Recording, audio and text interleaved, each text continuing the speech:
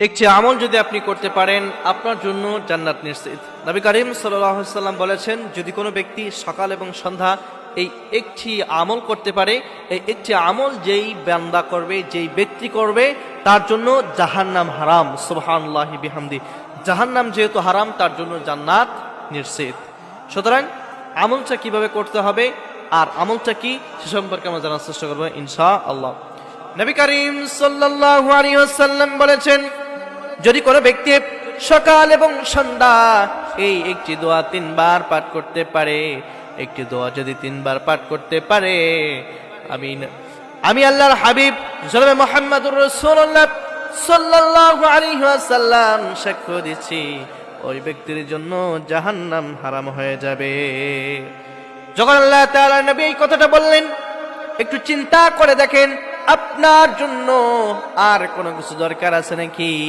আপনার জন্য আর কোনো কিছু লাগবে নাকি? নবীজি যখন সাক্ষ্য দিচ্ছেন যে ব্যক্তি এই আমলটা করবে, আমি তার জন্য কাল কিয়ামতের ময়দানে সুপারিশ করব, এবং শুধু তাই নয়, আর জাহান্নাম তার জন্য হারাম হয়ে যাবে, জান্নাত তার জন্য নিশ্চিত হয়ে যাবে। আমলটা কি?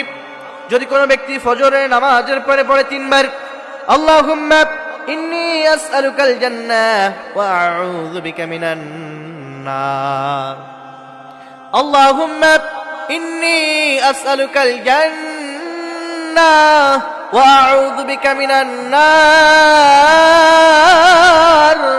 যদি কোনো ব্যক্তি সকালবেলায় 3 বার এবং সন্ধ্যার সময় 3 বার, অর্থাৎ ফজরের নামাজের পরে 3 বার, মাগরিবের নামাজের পরে 3 বার যদি রেগুলার পাঠ করতে পারে, আল্লাহর নবী বললেন ওই ব্যক্তির জন্য জাহান্নাম হারাম হয়ে যাবে।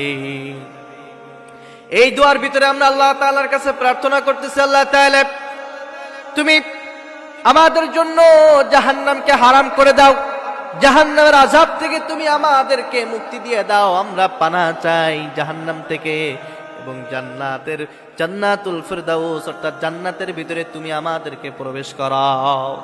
তুমি আমাদের জন্য জান্নাত দাও এবং জাহান্নামকে আমাদের থেকে দূরে সরিয়ে নাও, জাহান্নাম আমাদের জন্য হারাম করে দাও। জান্নাত আমরা চাচ্ছি এবং জাহান্নাম থেকে আমরা পানাহ চাচ্ছি।